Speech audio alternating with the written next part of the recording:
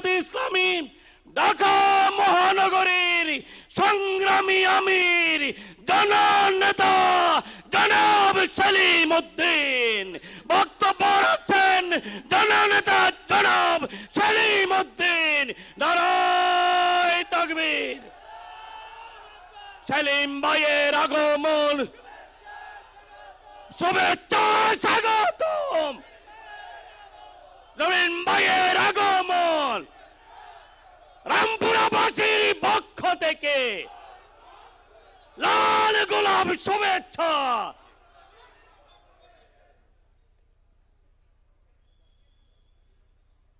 আসসালামু আলাইকুম ওয়া রাহমাতুল্লাহি ওয়া বারাকাতুহু। স্লোগান দিয়ে কি ব্যাটারি ডাউন হয়েছে? আবার একটা সালাম দিয়ে সবাই জবাব দিন। আসসালামু আলাইকুম ওয়া রাহমাতুল্লাহি ওয়া বারাকাতুহু।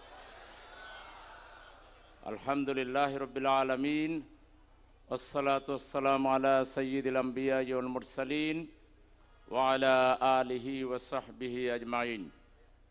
বাংলাদেশের গণমানুষের প্রাণপ্রিয় শহীদি কাফেলা বাংলাদেশ জামাত ইসলামী ঢাকা মহানগরী উত্তরের অন্যতম শক্তিশালী জনসমর্থন পুষ্ট শাখা রামপুরা উত্তর জামাত ইসলামী আয়োজিত আজকের এই ঐতিহাসিক কর্মী সম্মেলনের সংগ্রামী সভাপতি, ঢাকা মহানগরী উত্তরের মজলিসে শুরার অন্যতম সদস্য, রামপুরা উত্তরের সংগ্রামী আমির, এই ওয়ার্ডের আগামী দিনের জনগণের সমর্থন নিয়ে যিনি জনসেবা করার জন্য বদ্ধপরিকর, আমাদের সেই প্রাণপ্রিয় নেতা জননেতা জনাব ফজলে হোসেন ফজলু ভাই, মঞ্চ উপবিষ্ট মহানগরী জামাতের সংগ্রামী নেতৃবৃন্দ, বিভিন্ন থানার নেতৃবৃন্দ, পরম শ্রদ্ধেয় সম্মানিত সুধীমণ্ডলী, সাংবাদিক বন্ধুগণ, এ এলাকার সম্মানিত ব্যবসায়ীবৃন্দ এবং মাইকের আওয়াজ যত দূর পর্যন্ত যাচ্ছে আমাদের এই এলাকার সর্বস্তরের ভাই এবং বোনেরা, বিশেষ করে আজকে যাদেরকে নিয়ে ঐতিহাসিক কর্মী সম্মেলন, সেই সব প্রাণপ্রিয় কর্মী ভাই সব, আমরা আল্লাহর শুকরিয়া আদায় করছি। ফ্যাসিবাদ মুক্ত এই বাংলাদেশে আমরা অন্তত আগামী বাংলাদেশ আমরা কিভাবে গঠন করব, আগামী বাংলাদেশকে কিভাবে স্থায়ীভাবে ফ্যাসিবাদ মুক্ত করা যায় এবং বাংলাদেশের বিভিন্ন সেক্টরকে কিভাবে গড়ে তোলা যায়, বাংলাদেশকে কিভাবে সমৃদ্ধ করা যায়, বাংলাদেশের স্বাধীনতা সার্বভৌমত্বকে আরও নিরঙ্কুশ করার জন্যে সকল প্রকার আধিপত্যবাদী শক্তির তাবা থেকে বাংলাদেশের ভূখণ্ডের প্রতিটি ইঞ্চি মাটিকে হেফাজত করার জন্যে আমরা বাংলাদেশের জনগণ এখন ঐক্যবদ্ধ। আধিপত্যবাদী শক্তি তাদের ক্রীড়ানককে ক্ষমতায় বসিয়ে তারা ভেবেছিল বাংলাদেশকে তারা কিনে নিয়েছে, তারা বাংলাদেশের উপরে তাদের ইচ্ছা মাফিক যা খুশি তারা তা চালাতে পারবে স্থায়ীভাবে, সেই স্বপ্নে তারা বিভোর ছিল। কিন্তু তারা জানে না বাংলাদেশের জনগণ কতটা সঠিক সিদ্ধান্ত নিতে পারে, সময়ের সিদ্ধান্ত সময়ে কিভাবে তারা নিতে পারে সেটা মাত্র জুলাই এবং আগস্টের এই ৩৫ দিনের আন্দোলনে বাংলাদেশের ছাত্র সমাজ গণমানুষ সেটা প্রমাণ করে দিয়েছে।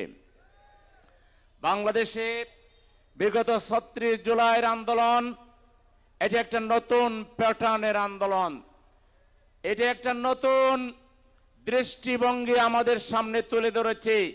এটা কোনো গতানুগতিক আন্দোলন ছিল না। তথাকথিত আন্দোলন ডেকে দিনের পর দিন ঘরে বসে সিনেমা দেখা আর রাস্তায় আওয়ামী জাহিলিয়াতকে আরো শক্তিশালী হওয়ার সুযোগ করে দেওয়া, এটা সেই ধরনের তথাকথিত ভঙ্গুর কোনো আন্দোলন ছিল না। এই আন্দোলন আমাদের শিশু কিশোর তরুণ যুবা ছাত্র শ্রমিক সবাই মিলে আমরা করেছি, কিন্তু আন্দোলনের মূল উদ্যোক্তা ছিল ছাত্র সমাজ। তারা এদেশের গণমানুষের ভাষা বুঝতে পেরেছিল, সমস্যা বুঝতে পেরেছিল, তারা জানতো বাংলাদেশের মানুষের সবচেয়ে বড় আকাঙ্ক্ষা হচ্ছে তারা খাইতে পারুক অথবা না পারুক, তারা অন্তত স্বাধীনভাবে চলতে চায়, কথা বলতে চায়, তাদের স্বাধীনতা যাতে কেউ কেড়ে না নেয় এই ব্যাপারে তারা সোচ্চার ছিল। সেজন্য জনগণের ভাষা বুঝতে পেরে ছাত্র সমাজ তারা সেই দাবি তুলেছিল, ওই ওয়ান্ট জাস্টিস। তারা জাস্টিসের কথা বলেছিল, তারা জানতো বাংলাদেশের প্রত্যেকটা নাগরিক ইনজাস্টিসের শিকার, কোথাও কোনো ন্যায় বিচার ছিল না। মাইট ইজ রাইট চালু করা হয়েছিল।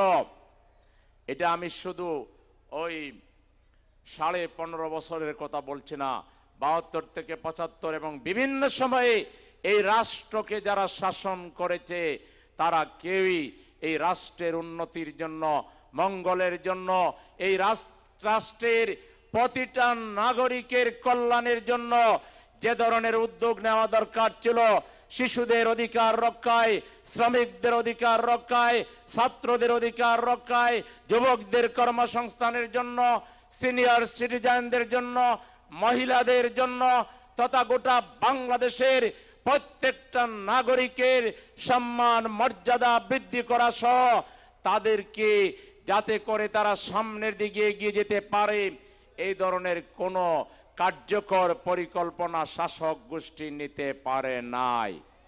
বিশেষ করে স্বাধীনতা উত্তর যে শাসক গোষ্ঠী ক্ষমতা পেয়েছিল, তারা জাতিকে, এই জাতির সংখ্যাগরিষ্ঠ মানুষের যে ঈমান আকীদা, যে তাজিব তামাদ্দুন, যে মূল্যবোধ, এর বিরুদ্ধে তারা অবস্থান গ্রহণ করেছিল। তাদের উপরে আল্লাহর লানত পড়বে না তো কার উপরে পড়বে? ঢাকা বিশ্ববিদ্যালয় থেকে কোরআনের আয়াত রাব্বি জিদনি ইলমা যারা উঠাই দেওয়ার সাহস করেছিল, তাদের পতন হবে না তো লালন হবে নাকি?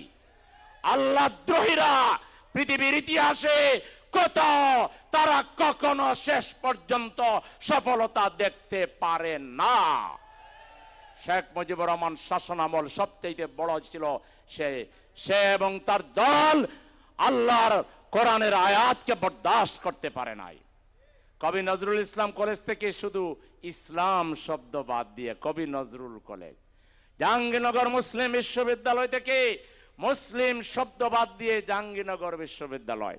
এই জন্য ওই বিশ্ববিদ্যালয় থেকে তার সোনার ছেলেরা 100টা মেয়ের চরিত্র হনন করে দর্শনের সেঞ্চুরি পালন করেছিল।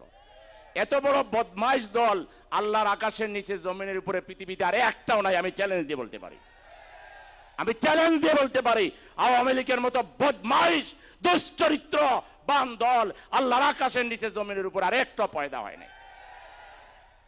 এরাই তারা জোরপূর্বক ক্ষমতাকে বারবার একদলীয় বাকশাল কায়েম করেছিল না, একদলীয় বাকশাল কায়েম করেছিল, সব পত্রিকা নিষিদ্ধ করে দিয়েছিল। তারা বাংলাদেশকে তাদের পৈতৃক সম্পত্তি বানিয়েছিল। আর এই শেখ হাসিনা এসে কয় আমি গণতন্ত্রের মানুষ না, কয় যে আমি সাংঘাতিকভাবে জনগণের ভোটে বিশ্বাস করি, আর দিনের ভোট দেয় হলো রাত্রে। আগের দিন রাত্রে ভোট হয়, এটা শুধু জিন ভোটটা, জিন এবং মরা মানুষ ছাড়া আগের দিন রাত্রে ভোট দিতে বাংলাদেশের কোনো মানুষ যায়? শুধু জিন ভূতেরা ভোট দিয়ে তাকে নেতা বানিয়েছিল। যার কারণে আবার যখন জনগণ জেগে উঠল, 2 ঘন্টা দেশে টিকে থাকতে পারল না। আমরা এদেশের জনগণ সাক্ষী, জামাত ইসলামী 15.5 বছর তাদের মাইরের উপরে ছিলাম, তাদের পিটুনির মধ্যে ছিলাম।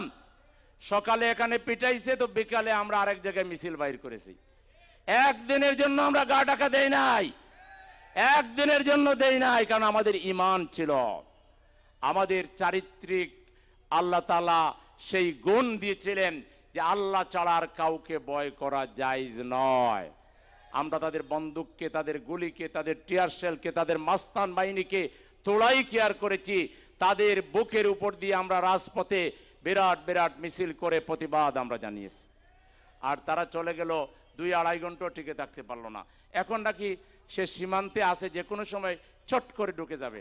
তো সে চট করে ঢুকলে আমরাও চট করে ওই আয়না করে ঢুকিয়ে দেব। আয়না করে যাইয়া মজাটা টের পাও কি পরিমাণ। এতটুকু জায়গার মধ্যে বাইন্দে রেখা, পানি নাই, গোসল নাই, খাবার নাই, মানুষের উপরে লোমহর্ষক নির্যাতন। তুমি এমন তোমার পেট্রো বাহিনী কি করেছে, একবার যদি বাংলাদেশে আসতে পারো তার স্বাদ মিটাইয়া দেখে ফেলবা। আনার জন্য তো আমরাও চেষ্টা করবো, তুমি আসবা কেন? আমরা তোমাকে দাওয়াত দেব, তুমি আসবা, তোমার পাপের চিহ্নগুলো তুমি দেখবা। তুমি যে lakh lakh billion billion dollar পাচার করেছ, সব টাকা বাংলাদেশের মানুষকে ফেরত দিতে হবে। অনেকে বলে কয় যে আওয়ামী লীগ ইলেকশন করতে পারবে কিনা। আওয়ামী লীগ ইলেকশনে বিশ্বাস করলে না ইলেকশন করবে। তারা 3-4 বার ইলেকশন করছিল, একবারও কি ইলেকশন হয়েছে? তাহলে তারা কিসের ভিত্তিতে ইলেকশন করবে? তারা যে মানুষের কাছে ভোট যেতে চাইবে, যার কাছে যাবে সে তো জুতার বাড়ি দিবে, কারণ তার ছেলেকে সে মারছে। তার নির্দেশে কত মানুষের, কত মায়ের কোল খালি হয়ে গেছে, সেই মায়েরা কি বসে থাকবে? আসো, ভোটে ওয়েলকাম। আমরা কোনো দলের নিষিদ্ধের পক্ষে না, কিন্তু জুতার বাড়ি একটাও মাটিতে পড়বে না। কারণ তোমরা যা পাপাচার করেছ, অন্যায় করেছ, যে পরিমাণ জাতির উপরে জুলুম করেছ, এই জুলুমবাজদেরকে এই জাতি একদিনের জন্য, 1 মিনিটের জন্য রাস্তায় দেখতে পারবে কিনা, এটা জনগণই আগামী দিনে বলবে, ঠিক কিনা সংগ্রামী ভাইরা আমার? তাই আজকে বাংলাদেশকে নতুন করে স্টার্ট করতে হবে। নতুন স্টার্টটা কি? যেহেতু ছাত্ররা বলেছে বৈষম্য চাই না, ছাত্ররা বলেছে ন্যায় বিচার চাই, আদল চাই, এটা আল্লাহর নির্দেশ। ইন্নাল্লাহ ইয়া'মুরু বিল আদলি ওয়াল ইহসান। আল্লাহ তাআলা আমাদেরকে নির্দেশ দিচ্ছেন আদল করার জন্য, ন্যায় বিচার করার জন্য, ইহসান করার জন্য, সদাচরণ করার জন্য, মানুষের সাথে ভালো ব্যবহার করার জন্য। এটা তো আল্লাহরই নির্দেশ। সেই আল্লাহর ভাষায় আমাদের ছাত্ররা কথা বলেছে, এই জন্য এবারের আন্দোলন সফল হয়েছে। মানুষ যখন আল্লাহর ভাষায় কথা বলতে পারে, মানুষ যখন জনগণের ভাষায় কথা বলতে পারে, সেই আন্দোলন সফল হয়। এটা 5ই আগস্টের বিপ্লবের মধ্য দিয়ে প্রমাণ হয়েছে। সুতরাং এখন সেই ইনসাফ কিভাবে প্রতিষ্ঠিত হবে? খালি স্বাধীন হলেই ইনসাফ হবে না। আমরা 47-এ একবার স্বাধীন হয়েছি, ঠিক কিনা? আমরা 71-এ একবার স্বাধীন হয়েছিলাম, আবার 2024 সালে স্বাধীন হয়েছি। আমাদের স্বাধীনতা আমাদের চাঁদাবাজদেরকে তারা স্বাধীনভাবে বেশি করে চাঁদাবাজি শিখিয়েছে। মনে হয়েছিল যেন এই স্বাধীনতা চাঁদাবাজদের জন্য, মনে হয়েছিল যেন এই স্বাধীনতা দুর্নীতিবাজদের জন্য। বেপরোয়া দুর্নীতি তারা করতে পেরেছে। আমরা কি এই স্বাধীনতা চাই? আমরা কি চাঁদাবাজদের স্বাধীনতা চাই? আমরা কি দুর্নীতিবাজদের স্বাধীনতা চাই? আমরা কি অশ্লীলতা বেয়াপনার স্বাধীনতা চাই? আমরা সেই স্বাধীনতা চাই যে স্বাধীনতায় মানুষ নির্বিঘ্নে দরজা খুলে ঘরে ঘুমাবে, তার ঘরের একটা সুতাও কেউ চুরি করার দুঃসাহস দেখাবে না। আমরা সেই স্বাধীনতা চাই। আমরা চাই আমার দেশের মানুষ স্বাধীনভাবে সে কথা বলবে, স্বাধীনভাবে ইবাদত বন্দেগী করবে, স্বাধীনভাবে চলাফেরা করবে, সে ব্যবসা করবে, চাকরি করবে, বিনোদন করবে, তার ইচ্ছা মতো যেখানে সেখানে সে ঘুরে বেড়াবে। তার পথে বাধা হওয়ার মতো কোনো শক্তি থাকবে না। আজকে ঘর থেকে বের হওয়া যায় না। চুরি, ডাকাতি, ছিনতাই, রাহাজানি, লাম্পট্য, দুশ্চরিত্রবান লোকদের তাবায় আজকে আমার জাতির যে ভবিষ্যৎ প্রজন্ম, তারা আজকে হুমকির সম্মুখীন। আজকে কিশোর গ্যাং গড়ে উঠেছে। আজকে ছেলেমেয়েরা, আমাদের দেশের ছেলেমেয়েরা রাস্তায় যত আড্ডা দেয়,